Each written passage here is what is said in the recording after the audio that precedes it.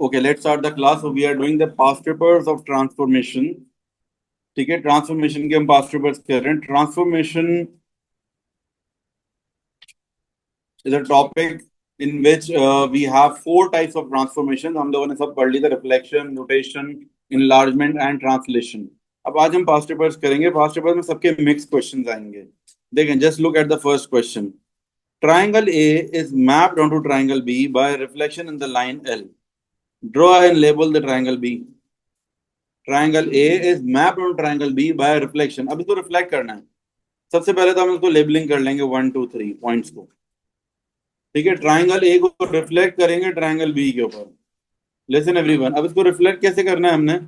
देखो, ये triangle A point number 1 है, यहां से रिफ्लेक्ट करो. हाँ, कितने रिफ्लेक्शन के लिए what will be doing is कि ये क्या कहते हैं, ऑब्जेक्ट से लाइन ऑफ रिफ्लेक्शन तक जाएंगे. This is the object. Original diagram is called object. इस ऑब्जेक्ट से आप जाओगे लाइन ऑफ रिफ्लेक्शन तक. 1 2 3 कितने हो जाएंगे? 3 पॉइंट्स आप ऊपर आ जाओगे. And it will move 3 points on the right. ठीक है, 1 2 3 3 पॉइंट्स ऊपर गए, हम 3 पॉइंट राइट में मूव कर जाएंगे. This is point number 1. देखें जरा, फर्स्ट नंबर पॉइंट जो आपका ये सामने की तरफ रिफ्लेक्ट हो गया. सेकेंड पॉइंट पर आ जाए, पॉइंट नंबर 2. क्या करेंगे, पहले पॉइंट नंबर 2 को भी देखो, ये इसी तरीके से रिफ्लेक्ट होगा सामने की तरफ. लेकिन व्हाट इज द प्रोसीजर, आप क्या करोगे, पहले यहां से लाइन ऑफ रिफ्लेक्शन तक जाओ. कितने बॉक्सेस बन रहे हैं ये बताएं. Yes, how many boxes are there? 2 boxes. ये 2 बॉक्सेस राइट पे चले जाएंगे हम. It will be move 2 boxes on the right side.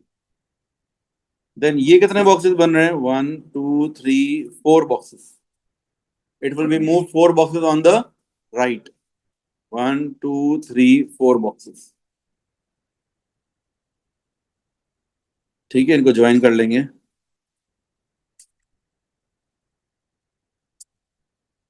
This is the final answer. ये हमारा क्या हुआ, ऑब्जेक्ट पॉइंट, ये ट्राइंगल ए जो है वो रिफ्लेक्ट हो गया. अच्छा, इसको लेबल क्या करना है? लेबल करना है triangle B. This will be labelled as triangle B.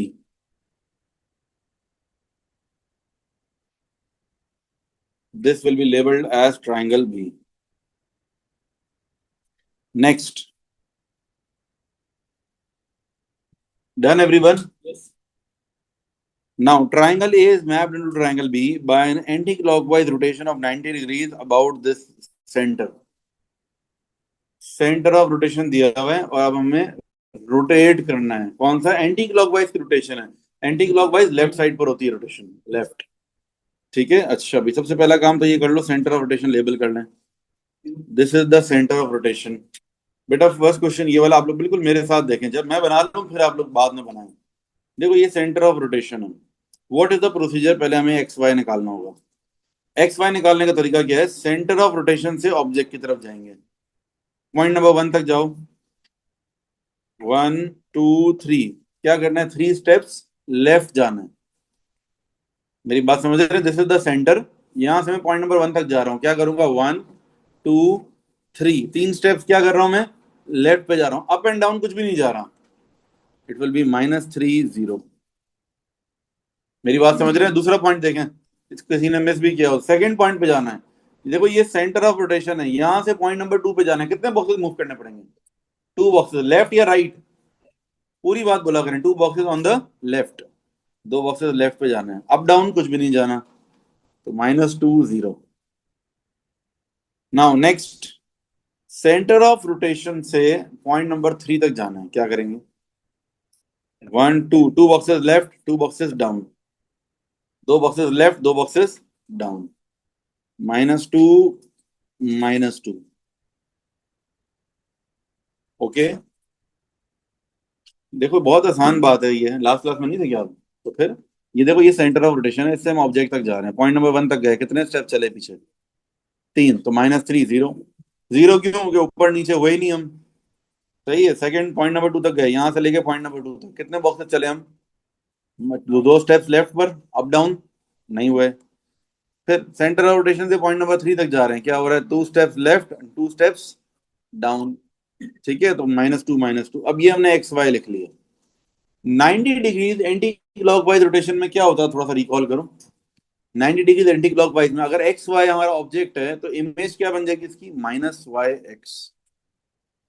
This is the rule 90 degrees anti clockwise. मगर क्लॉकवाइज होता तो y माइनस एक्स होता, y माइनस एक्स होता, मतलब y ऊपर ही आएगा दोनों सूरतों में। बस ये होता है एंटी क्लॉकवाइज में माइनस वाई और x है, और क्लॉकवाइज में y माइनस एक्स। अच्छा, अब y माइनस वाई एक्स का क्या मतलब है? ये नीचे वाली तीनों वैल्यूज जो है ना, ये ऊपर आ जाएंगी। नीचे वाली तीनों वैल्यूज ऊपर आ जाएंगी, 0 0 -2। लेकिन साइन चेंज करना है। जीरो का साइन चेंज करेंगे तो क्या होगा? जीरो का साइन चेंज करके भी जीरो ही रहता है, ज़ाहिर है जीरो का कोई माइनस में नहीं होता। तो ये क्या हो जाएगा, बस ये टू है, -2 है, तो ये वाला +2 हो गया। और ऊपर वाली तीनों वैल्यूज क्या हो जाएंगी, ये नीचे आ जाएंगी, साइन चेंज नहीं होगा इसका। -3 -2 -2। ये दिस इज द रूल कि एक्स वाई को आपने क्या करना है, माइनस वाई एक्स में कन्वर्ट करना है, due to the reflection rotation. जब भी rotation of 90 degrees anti clockwise होगी तो आपने ये कन्वर्जन करनी है। अच्छा, एक बात मैं बता दूं कि ये this is only for the sake of conversion, मतलब वैसे हम ट्रीट यही करेंगे, ऊपर वाले एक्स में ही चलेंगे और नीचे वाले वाई में ही कंसिडर होंगे। ये सिर्फ फॉर द सेक ऑफ कि आपको कैसे वैल्यूज को करना है, वापस से ये एक्स वाई ही है। सिर्फ क्या करना था कि भाई ये ऊपर कौन सी, ये कन्वर्जन है कि भाई अगर एक्स वाई को किस में कन्वर्ट करना था, माइनस वाई और एक्स में। अब ये लिख लिया आपने। अब ये वाले पॉइंट्स एक्स में ही मूव करेंगे और ये वाले पॉइंट वाई में ही मूव करेंगे।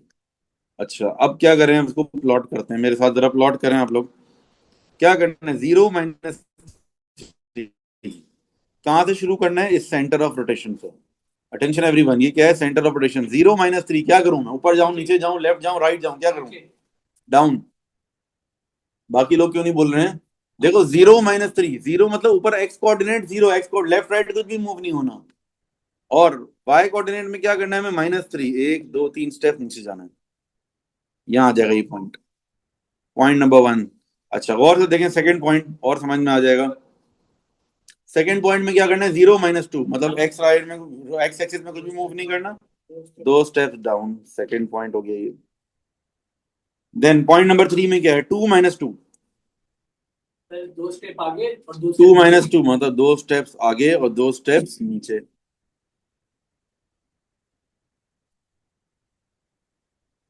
ठीक है, ये हमारा हो गया next. This is the answer, this triangle will be labelled as triangle सी।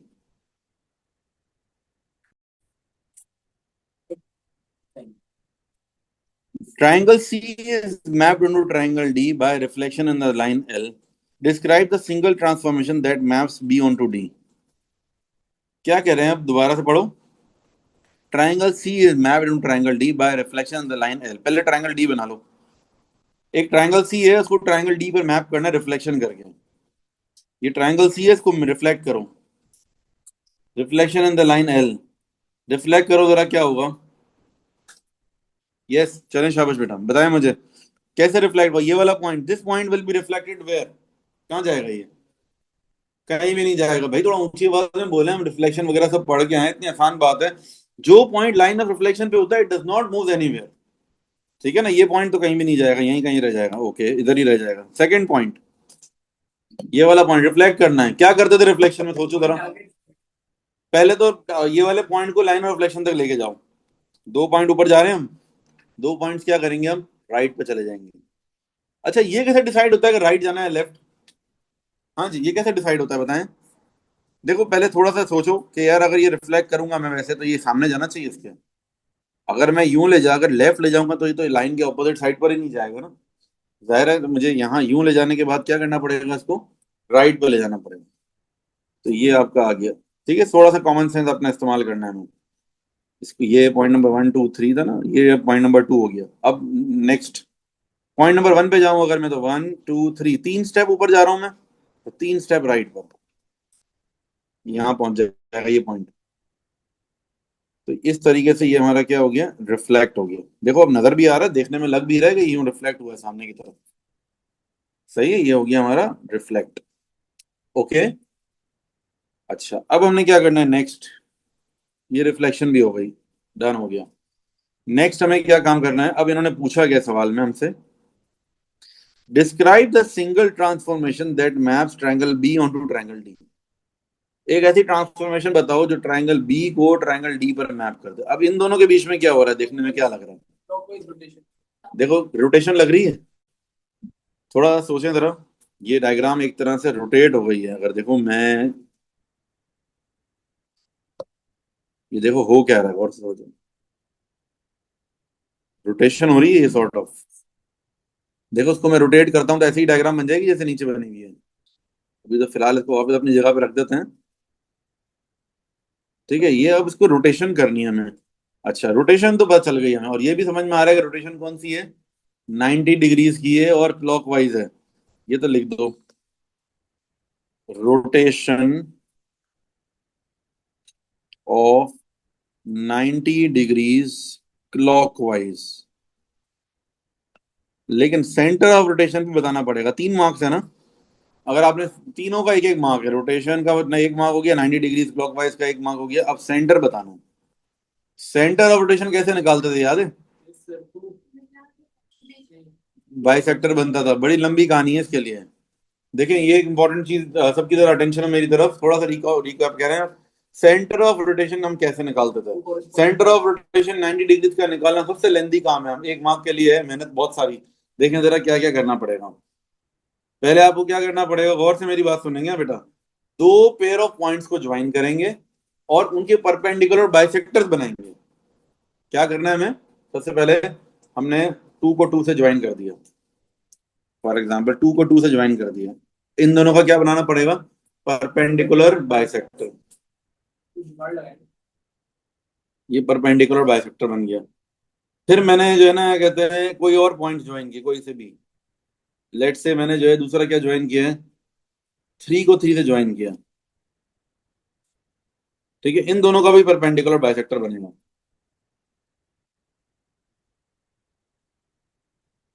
जहां दोनों बाइसेक्टर्स मीट कर रहे होंगे ना, वो हमारा सेंटर हो। 0,3 पर ही मीट कर रहे हैं मेरे ख्याल से। ठीक है, वैसे आपको जो है ना एक मार्क का है, ज्यादा मार्क्स नहीं है। अब अगर अगर आपको अंदाजा से भी समझ में आ रहा हो ना कि भाई ये मेरा सेंटर ऑफ रोटेशन बन रहा है, तो आप लिख सकते हो। आई रिपीट वंस अगेन, इन्होंने पूछा यही है कि भाई ये बी को सी पे जब लेकर जा, ये जो है ना बी जो है वो डी पे जा रहा है, ये जो ट्रायंगल है, दिस ट्रायंगल इज डी। ठीक है, आपको क्या करना है, सेंटर ऑफ रोटेशन बताना है। सेंटर ऑफ रोटेशन वैसे बताऊं कि बगैर कुछ भी ड्रॉ किए अंदाजे से ही समझ में आ रहा है ये, कि देखो ये नजर ही आ रहा है कि ये यहाँ से जो है ना रोटेट हो रहा है। थोड़ा सोचें मेरे साथ, देखें जरा गौर से। हमें ये देखें, पहले भी हमने रोटेशन की थी इस वाले की। ये पॉइंट इन्होंने सेंटर बताया हुआ था इन दिस सिनेरियो के। देखो मार्क सिर्फ एक है, एक मार्क के लिए इतनी सारी वर्किंग, बहुत ज्यादा वर्किंग हो जाएगी। क्या आपने पहले ए को इन दोनों को ज्वाइन किया, इनका सेंटर परपेंडिकुलर बाइसेक्टर बनाया। फिर कोई से दो और पॉइंट ज्वाइन किए, लेट से थ्री को थ्री से ज्वाइन किया, इनका भी बाइसेक्टर बनाया। जहां दोनों बाइसेक्टर्स मीट करेंगे वो आपका सेंटर होगा। ये सारी वर्किंग भी आप कर सकते हो, या अगर आपको डायरेक्टली आंसर एक अंदाजे से नजर आ रहा है, you can just right it. ठीक है, क्लियरली नजर आ रहा है कि ये सेंटर होगा। देखो यहाँ से देखो पूरा क्या हो रहा है, 90 डिग्रीज बन रहा है। अगर मैं यहाँ से एक लाइन यहाँ लेके जाता हूँ, एक लाइन यहाँ लेके जाता हूँ, 90 डिग्रीज बन रहा है। This mean this is the, मतलब this is the centre of rotation. Centre of rotation मेरा हो जाएगा 0,3।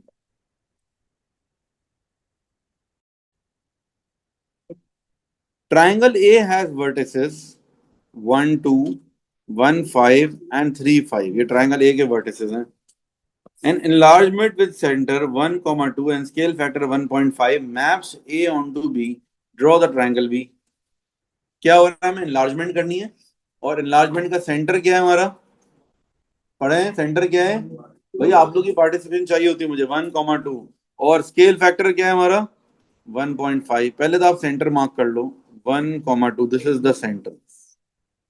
अच्छा, जो पॉइंट सेंटर ऑफ इनलार्जमेंट पर होगा that will not move anywhere, इसको कहीं मूव नहीं करना, हमें सिर्फ दो पॉइंट्स को मूव करना है, 1 और 2 को, 3 को कुछ भी नहीं करो, ये यहीं रह जाएगा। क्या करना होता है याद करो, सबसे पहले हमें एक्स वाई निकालना होता है। सेंटर ऑफ एनलार्जमेंट से पॉइंट नंबर 1 तक जाएंगे, कितने स्टेप चलने पड़ेंगे बताएं, काउंट करें शाबाश। हाउ मेनी स्टेप्स, 1, 2, 3, 4, 5, 6, 6 बॉक्सेस हैं। अच्छा, बहुत सारे बच्चे कहेंगे सर ये तो 3, आप नंबर के हिसाब से भी चल सकते हो, इट्स योर चॉइस, कोई मसला नहीं है। या बॉक्सेस काउंट कर लो, तो बॉक्सेस मेरे हिसाब से कितने बन रहे हैं, 6 बॉक्सेस। अच्छा, लेकिन ये वाई में, एक्स में कोई एक भी नहीं है, वाई में। अच्छा, ऊपर जा रहे हैं तो प्लस होगा, नीचे आ रहे होते तो माइनस। इसी तरीके से राइट पे जाएंगे तो प्लस, लेफ्ट पे जाएंगे तो माइनस। पॉइंट नंबर 2 पे जाओ। बोले शाबाश मेरे साथ साथ। वन, पहले एक्स चलो, पहले एक्स में चलो, 1 2 3 4। और वाई में कितने हैं? 1 2 3 4 5 6, 4 6। उसके बाद नेक्स्ट स्टेप क्या है? मल्टीप्लाई बाय स्केल फैक्टर से। ये क्या होता है? स्केल फैक्टर यहाँ दिया हुआ है, ये रहा देखो। स्केल फैक्टर मतलब बता रहे हैं कितने गुना करना है, कितने टाइम्स करना है आपको उसको। स्केल फैक्टर क्या है? 1.5 मल्टीप्लाई कर दूं तो आंसर क्या हो जाएगा हमारा? जीरो को 1.5 से मल्टीप्लाई करो, जीरो ही आएगा। फोर करोगे 6, फिर 6 × 1.5, फिर 6 × 1.5 9। अब 0 9, मतलब एक्स में कितने चलना है? एक भी नहीं। वाई में कितने चलना है? 9 स्टेप्स। अब ये 9 स्टेप भी यहीं से काउंटिंग शुरू होगी, याद रखो बेटा। यहाँ देखो, काउंटिंग आपने यहीं से करनी है। कितने होंगे? 1 2 3 4 5 6 7 8 9। यहाँ आ जाएगा ये पॉइंट। अच्छा भाई, नेक्स्ट 6 9। 1 2 3 4 5 6, 1 2 3 4 5 6 7 8 9। इनको ज्वाइन कर देंगे। देखो ये बड़ा हो गया ट्रायंगल ना, 1.5 गुना हो गया, 1.5 टाइम्स हो गया।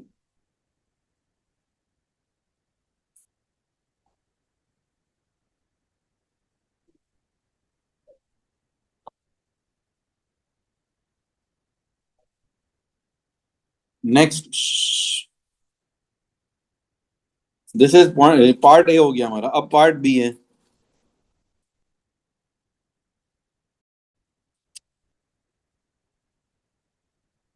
N enlargement with center 1 2 and scale factor -0.5। याद रखना -0.5। पहली बात तो ये 0.5 का मतलब डायग्राम छोटी हो जाएगी, और -0.5 का मतलब ऑपोजिट भी, फ्लिप भी हो जाएगी डायग्राम।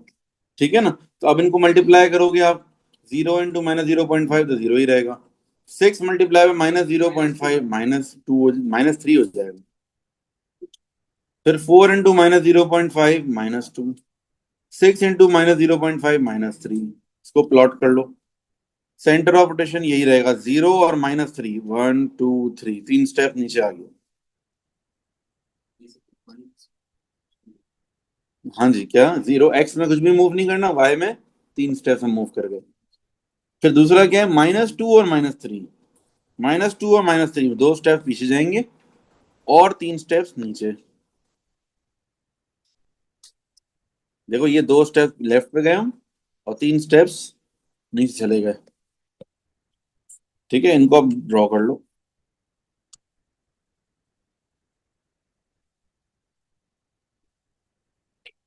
ठीक है, तो ये देखो डायग्राम क्या हो गई? डायग्राम जो है वो छोटी भी हो गई और फ्लिप हो गई, पीछे की तरफ चली गई।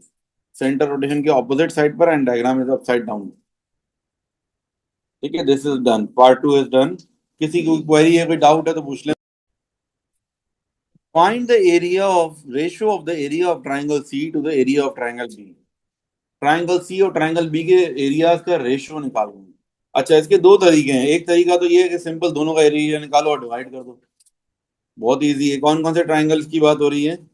ट्राइंगल सी और ट्राइंगल बी। अच्छा, ट्राइंगल ए की बात नहीं हो रही, triangle C and triangle B की बात हो रही है। तो ट्राइंगल ए तो ओरिजिनल डायग्राम थी ना, ट्राइंगल बी कौन सा था? ये बड़ा वाला। ट्राइंगल सी कौन सा है? ये। अच्छा, अब आप ये देखो जरा, क्या कहते हैं, जो एरिया, या तो आप एरिया का वो वाला फॉर्मूला लगाओ, A1/A2 is equals to L1/L2 the whole square. ठीक है, जो लेंथ का रेशियो होता है, एरिया का रेशियो उसके स्क्वायर टाइम्स होता है। ये सिमिलर, ये A1/A2 वाला फॉर्मूला लग जाएगा। अच्छा, अब क्या करेंगे हम? स्मॉलर वाला हम ऊपर रखेंगे, सी वाला। लेट से मैंने ये लेंथ ले ली। ये length, how many boxes are there? 2 boxes. और ये वाले कितने बॉक्सेस हैं? 1 2 3 4 5 6 boxes. A1/A2 is equals to 2/6 का होल स्क्वायर। कट कर दो, 2 1 जा 2 3 जा, 1/3 का स्क्वायर 1/9 हो जाएगा। ठीक है, 1/9 विल बी द आंसर। यानी कि देखो, लेंथ का रेशियो और एरिया का रेशियो में क्या फर्क होता है? एरिया का रेशियो स्क्वायर टाइम्स हो जाता है। आई रिपीट वन सेकेंड, शुरू से बता रहा हूँ, गौर से मेरी बात सुन लो, फिर कोई क्वेश्चन हो तो पूछ लेना। देखो, A1/A2 is equals to L1/L2 whole square. ये फॉर्मूला याद है? ये फॉर्मूला पहले भी पढ़ चुके हैं हम सिमिलर ट्रायंगल्स में। कब यूज होता है ये formula? When the shapes are similar. Similar shapes क्या होते हैं कि एक शेप दूसरे शेप का जैसा ही है, बस बड़ा या छोटे और बड़े का फर्क है, मतलब सिर्फ उसी की एक्सटेंडेड वर्जन है। जब हम किसी डायग्राम को इनलार्ज करते हैं तो वो शेप जो है सिमिलर ही रहता है, शेप नहीं चेंज होता, वो शेप बस बड़ा हो जाता है। चाहे हम बड़ा करें, मतलब इनलार्ज करें, चाहे डायग्राम को बड़ी करते हैं, कोई मोबाइल में आपके पास पिक्चर हो उसको जूम करोगे तो क्या होगा, जो चीज जैसी है वो इनलार्ज हो जाएगी ना। अगर किसी ऑब्जेक्ट को आप बड़ा करोगे, उसकी लेंथ जितनी बढ़ेगी, बड़ी हो रही होगी, इसकी विड्थ भी उसी रेशो से बढ़ेगी। तो ये सिमिलर फिश शेप्स होते हैं, तो इसमें ये फॉर्मूला एप्लीकेबल होता है। ये L1/L2 क्या होता है, लेंथ वन, मतलब मैंने छोटे वाले ट्रायंगल की एक लेंथ ली और उसी बड़े वाले ट्रायंगल की कॉरेस्पॉन्डिंग लेंथ लूंगा। कॉरेस्पॉन्डिंग लेंथ की मैंने ये बेस ली है ना, तो यहाँ भी बेस ही लूंगा मैं। ओके, लेकिन जो साइड लोगे सामने वाले की भी वही वाली लोगे। अगर मैं ये लेता साइड, तो इसकी भी फिर ये वाली लेता मैं साइड। अगर इसकी मुझे हाइट लेनी है तो इसकी भी हाइट लेता। अगर मैं इसका हाइपोटेन्यूज लेता तो इसका भी हाइपोटेन्यूज लेता। मतलब कॉरेस्पॉन्डिंग साइड लेनी है आपने, जो साइड छोटे वाले की ले रहे हो बड़े की भी वही लोगे। ठीक है, दिस इज डन। अब आप क्वेश्चन कर लें अपना। मैंने आपको शुरू में भी कहा कि ऑप्शन है, कब मना किया। मैंने कहा ना एक तरीका ये है और दूसरा तरीका क्या, दोनों का एरिया निकाल लो अलग अलग। देखो एरिया निकाल लो छोटे वाले का, तो वो क्या होगा, ये half base into height. Base इसकी 2 है और हाइट क्या है 3, तो 3 हो गया इसका एरिया। ये एरिया ऑफ सी हो गया। एरिया ऑफ बी निकालो। एरिया ऑफ बी क्या होगा, हाफ बेस इंटू हाइट। इसकी बेस क्या है 6 और हाइट है 9, 27 हो गया। वही बात हो गई 3/27, 1/9। This is also okay. दोनों में से जो आपको करना है, शुरू में मैंने बता दिया दोनों ऑप्शन हैं। लेकिन किसी क्वेश्चन में अगर मैं एरिया निकाल नहीं पा रहा हूँ तो फिर वहां पर ये अप्लाई इजी हो जाएगा। ठीक है, अगर इन्फॉर्मेशन फॉर एग्जाम्पल बेस और हाइट दोनों ना गिवन हो तो फिर वहां पर ये लग जाएगा। आगे चलते हैं, नेक्स्ट क्वेश्चन।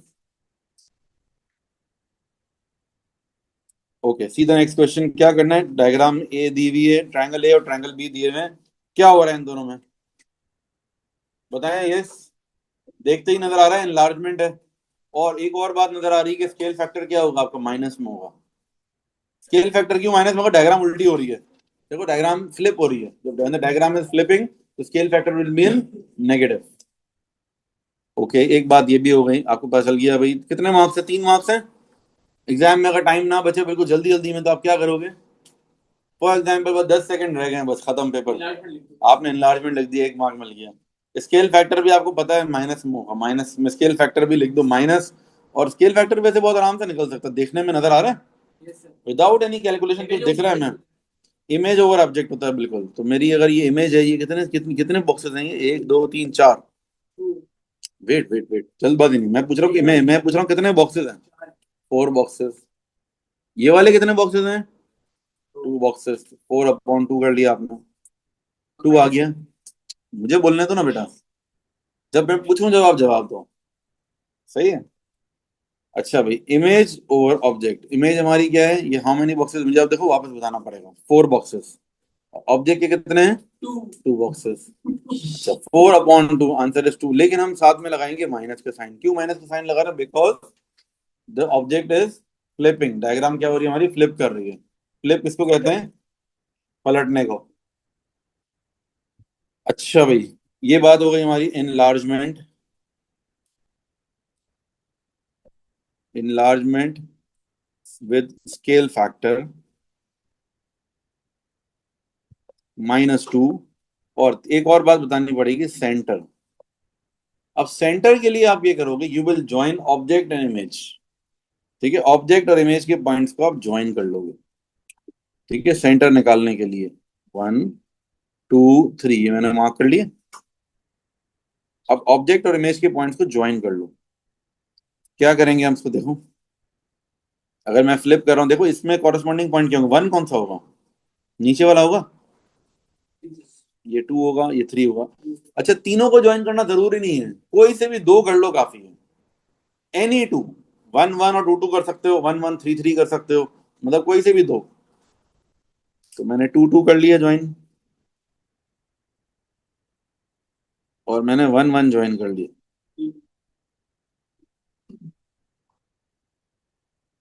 ये है 3,1। This is the centre. 3,1 is the centre of enlargement। Okay, question number 7। Describe fully, क्यों नहीं करना मैट्रिक्स वाला, because it is out of syllabus now. सही है। Describe fully single transformation that maps A on to B. क्या हो रहा है, ए को बी पे लेके जा रहे हैं, what is happening? Anti clockwise rotation हो रही है, बिल्कुल सही है। और एंटी क्लॉकवाइज, क्योंकि यूं लेफ्ट पे जा रहा है ना, तो एंटी क्लॉकवाइज रोटेशन कहेंगे। अच्छा भाई, 90 degrees anti clockwise rotation. Reflection भी तो हो सकती है। वैसे एक बात है, अगर यूं सोचो तो यूं रिफ्लेक्शन भी हो सकती है ना। रोटेशन ज्यादा अप्रोप्रिएट लग रही है वैसे। एक नजर देख लेते हैं फिर भी ना।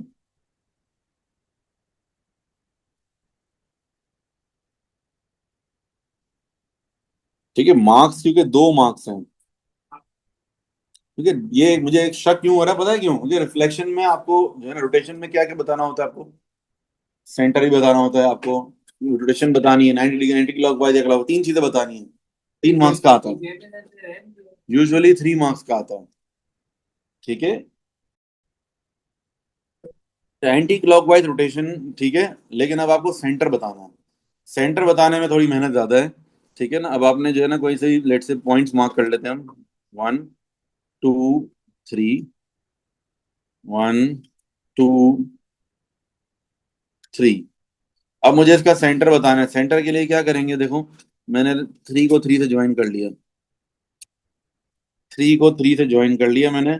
और इसका जो है परपेंडिकुलर बाइसेक्टर बनाना पड़ेगा। ठीक है, परपेंडिकुलर बाइसेक्टर बनाना पड़ेगा। परपेंडिकुलर बाइसेक्टर बनाना जो है वो थोड़ा सा जो है मेहनत वाला काम है यहाँ पर। बहुत कम मार्क्स है ना उस हिसाब से। देखो, ये परपेंडिकुलर बाइसेक्टर क्या होता है? ऐसी चीजें जो मिड पॉइंट से पास हो। देखो ये जो है ना, क्या कहते हैं, बिल्कुल मिड पॉइंट से पास हो और 90 डिग्री भी हो। This is a perpendicular bisector. ठीक है, दूसरे हम देख लेते हैं। और एक और पेयर ऑफ पॉइंट ज्वाइन करना पड़ेगा। मैं लेट से 1 को 1 से ज्वाइन किया मैंने। ठीक है, इसका भी परपेंडिकुलर बाइसेक्टर बनाना पड़ेगा। ठीक है, इसका परपेंडिकुलर बाइसेक्टर का मीट करेगा। देखो तो जहां से भी जाए, मतलब यही पॉइंट सेंटर हो गया इसका मतलब है। अब ये देखो, जहां दोनों बाइसेक्टर्स मीट करते हैं ना, वो सेंटर होता है। थोड़ा सा रिकैप करो, याद रखो। देखो, है लेंदी चीज 1 मार्क के लिए। बहुत सारे लोग सोच रहे होंगे, सर ये फजूल में टाइम वेस्ट कर रहे हैं, हम छोड़ ही देंगे। 1 मार्क के लिए क्यों इतनी मेहनत करें? ठीक है, आखिर में करना अगर टाइम बच जाए तो लेकिन बहरहाल तरीका आपको पता हो। देखो क्या करना था हमने, 3 को 3 से ज्वाइन किया, इसका क्या बना दिया हमने, बाइसेक्टर। फिर मैंने 1 को 1 से ज्वाइन किया, इसका भी बाइसेक्टर बनाऊंगा मैं। वैसे मैं देखूंगा बाइसेक्टर जैसा ही बने मेरा, लेकिन कहाँ से, यहीं से गुजरेगा ना। देखो मिड पॉइंट देखो जरा इसका, 1 2 3 4 5 6 6 पॉइंट है। तो थर्ड पॉइंट ये यहाँ पर बाइसेक्टर बनेगा। मेरी बात जरा सुने, यहाँ अगर मैं बाइसेक्टर बना रहा हूँ, तो बाइसेक्टर बना रहा हूँ तो ऑब्वियसली जैसा ही बाइसेक्टर हो वो यहीं पर टच मीट कर जाएगा। दोनों बाइसेक्टर्स मीट कर रहे हैं किस पॉइंट पर? 0 4। 0 4 इज द सेंटर। ठीक है, 0 4। अच्छा, 1 सेकंड, फिर कोई मिस्टेक है, दोबारा देख लेते हैं इसको।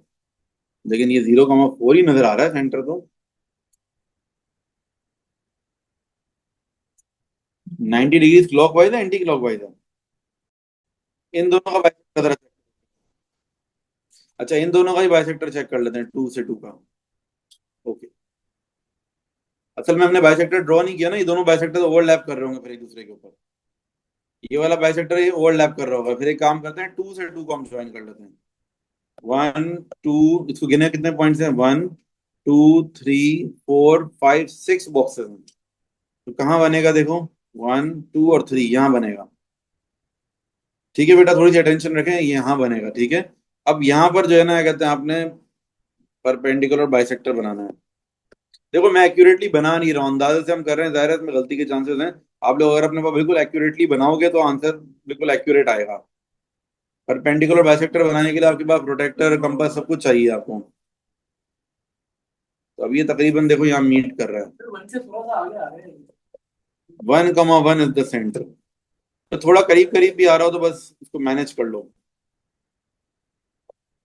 1 1 is the centre. 1, 1 is the second part क्या है? Triangle B is mapped onto triangle C by a translation vector of this. Draw and label triangle C. Translation vector.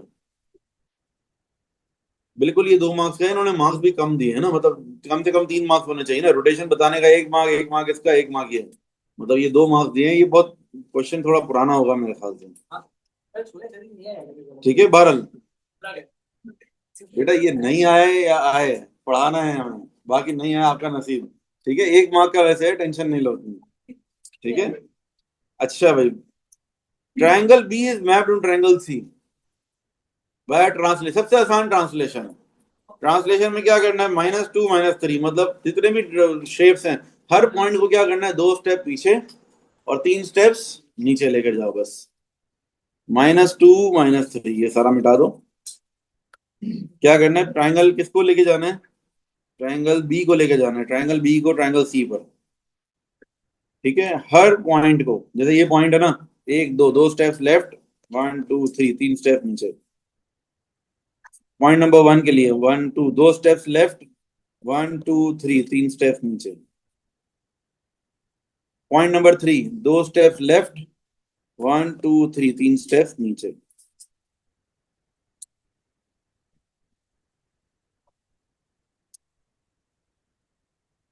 ठीक है, triangle B, I repeat once again, देखो ये triangle B के तीनों boxes थे, तीनों पॉइंट्स हैं। हर पॉइंट को क्या करना है? 2 स्टेप लेफ्ट पे लेके जाना है, 3 स्टेप्स नीचे लेके जाना है। कैसे पता चल रहा है हमें ये? -2 और -3। -2 का मतलब 2 स्टेप लेफ्ट, और -3 मतलब 3 स्टेप्स डाउन। फिर क्या होगा? 2 स्टेप्स लेफ्ट, 3 स्टेप्स डाउन, फिर 2 स्टेप्स लेफ्ट, 3 स्टेप्स। सही है, ये डन हो गया। Then triangle A is mapped to triangle D by reflection. Very simple. Reflection in the y-axis. Reflection in the line y is equals to x. Sorry, y is equals to x कौन सी line होती है? ये बिल्कुल जो centre से जाए। y is equals to x जो है वो ऐसी लाइन होती है जो कि बिल्कुल सेंटर से जाएगी। कौन से पॉइंट से? 1 1 2 2 3 3 4 4। देखो y is equals to x ये लाइन होती है, 1 1 2 2 3 3 4 4, ये सारे पॉइंट से गुजरते हुए जाए।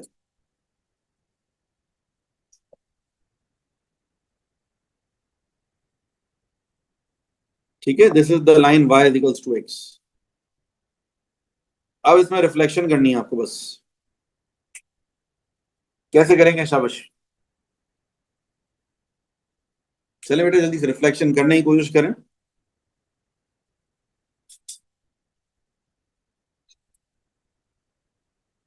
यस,